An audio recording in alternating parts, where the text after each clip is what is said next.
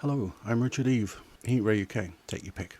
Now, I want to start by saying that I think most thinking people are on board with the idea of improving society and pretty much on board with the idea of reconfiguring society to fit a more egalitarian profile. So, in that spirit, I wanted to take a look at what recommendations are being made by the progressive movement as it pertains to race relations, and see if, have a look at those items and have a think about which ones I can accommodate and which ones I can't.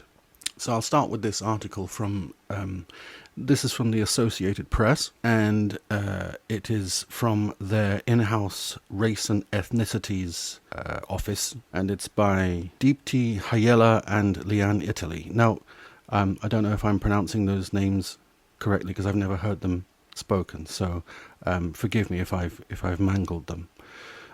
So they begin. As a new generation steps up, activists and historians believe there's more important work to be done for white people. Listening to black voices and following rather than trying to lead, for one, and undertaking the deep introspection required to confront unconscious bias and the perks of privilege that come from just being white. So let's break that down to begin with. Let's look at what is being suggested here. And by suggested, I mean that these measures seem to be a requirement of the progressive movement if one is to consider oneself an ally of the progressive movement. So this is kind of So listening to black voices, that's easy enough. That I can do. There are black voices that I do listen to, and I'll leave a link to those persons in the description, so do check it out.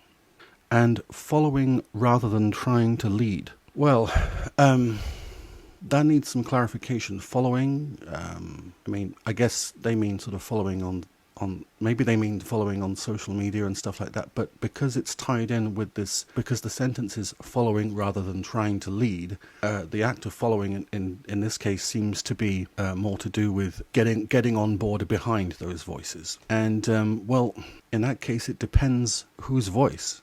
There is an enormous plurality of thought in the progressive movement and in the black community. It's not one person. It's a whole bunch of people with different ideas. So, you're going to have to, when deciding who to follow, it can't merely be on the grounds of race or particular affiliation. It has to be, you're going to have to be judicious about it. You're going to have to, you're going to have to discern. So following rather than trying to lead, I think that needs to be broken down into two recommendations, the following and the not trying to lead. And that last part, I have a real problem with that, because who honestly would be okay with the idea of never being given the opportunity to be a conversation leader? Why would I want to be affiliated with any group where I know that the opportunity for the promotion of my opinions is off the table? That's not a reasonable thing to ask of me. And it's not healthy, because everybody, regardless of who you are or where you come from, you're going to find that there are some instances in life where you've got just the right thing to say at just the right time. And if you end up suppressing that for fear of being seen to commandeer the narrative, then I can't see any upside to that. I can't see any upside to that at all. So I don't think that's something I can get on board with, unless it's clarified or reiterated in a way that switches on a light in my head, and allows me to come to the table with it. The article features a number of different excerpts from that they've culled from social media and people's texts. This is from Holiday Phillips, a sociologist based in London. Looking through my feed, I wanted to say to my white friends, "You're here now, but where are you the other 364 days a year when anti-racism isn't trending, when racism isn't tucked safely behind the screen in your hand, but right there in front of your face. So she wrote that on Medium, which is apparently a popular blogging site, although I've yet to check that out. I will have a look at that. So, you're here now, but where are you the other 364 days a year? Well, I'm going to work. I'm having a lunch. I'm worrying about my own security and prosperity. I'm maybe dabbling in arts and crafts. She goes on. True commitment means calling out your boss when he routinely mixes up your two Indian colleagues. Does she mean, like, mix them up as in not be able to tell one from another? Because perhaps that happens with some people, but I don't know.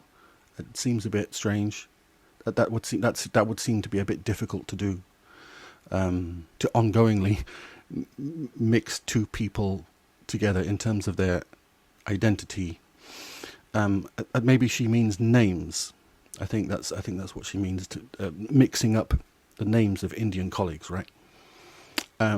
Which is something I certainly do, and I guess that's because I'm racist. I mean, I just hate Indians. You know, I hate Indians. I'm so racist about. You know, I won't even eat toast unless it's been toasted by racist. It's yeah. I mean, if names sound alike, or well, I routinely get everyone's names mixed up. So I really can't be sure of how much of a factor race is in that. So routinely mixes up your two Indian colleagues. True commitment ... also includes taking on a racist relative. Okay, I think that again that's going to need some breaking down. So if you're a parent with children and they start to exhibit signs of like authentic racism, then well, what the hell are you doing? That you definitely need to have a chat with those people. If you're young and your parents are like someone my age, you know, I'm in my 40s, right? And your parents are being racist, then yeah, you probably need to maybe with a little more tact approach them and have a conversation about that. You know, if you're my age and your parents, you know, if God willing they're still alive, are being racist, I mean, forget it. They're done. You know, they're done. You know, what's the point? You know, what's the point in going into like progressive politics at the Christmas dinner? You know, they it's not like they're going to go on Twitter anytime soon and start, you know, heckling the progressive movement. You know, they're done. Forget it. You know, just God. Taking on a racist relative is something that I might do under some context, but certainly not do under others. She also goes on, so true commitment ... means asking friends about their experiences of racism and sincerely listening. Well, if anybody wants to talk to me about their experience of racism, I certainly will sincerely listen. But if I just out of the blue, say, you know, at a dinner party, ask a black friend about race, what's your experience of racism? You know, they're gonna they're gonna give me funny looks, right? You know, because they're there to drink Chardonnay and I don't know, talk about Hulk or something. It's really a very patronizing assumption to think that because they're black, they must have an investment in the subject of racism. That's you know, if I were in their shoes and somebody said that to me, I would reconsider my association with that person. So I don't know about that. But of course, you know, all reasonable people would of course be ready to listen if somebody wants to talk about the effect that racism is having on them. Of course. So Holiday Phillips, the sociologist, concludes, you can't just say stuff, she said, and tick your activist box. Well, I will say stuff. Thankfully, I'm not interested in ticking activist boxes. So, I guess I'm okay with that. So let's have a look and see how I've done so far. Not glowingly, I would say. In all seriousness, though, I mean, what I can do and what I intend to do is just get out of the way of people who want to empower themselves and enlarge their opinions on racial justice, if that's what they want to do. If that's not enough, then, well, it's just going to have to be not enough. So, I mean, I've really skimmed over this article. There's a lot in it, and there's a lot that I've not included. And so there's a risk that I'm misrepresenting it in some way or taking items out of context. So I've posted a link to the article in the description bar. Please read it and judge it for yourself. It is informative, and generally speaking, I think that the Associated Press have a pretty good mandate. You know, it's more sort of news aggregate than it is policy driven. So it's not perfect, but I went there first because it's an aggregate rather than a politically positioned outlet. So yeah, we've got links to that and links to some of the blogs and vlogs that I follow down there. Do check them out. And if you have any criticisms or responses that you want to give, I've got plenty of time for that. I'm all ears. I completely invite criticism. This is just a personal take on stuff, and new information or new angles can only benefit. So if you like what I've said, then subscribe and all the rest. That'd be fantastic.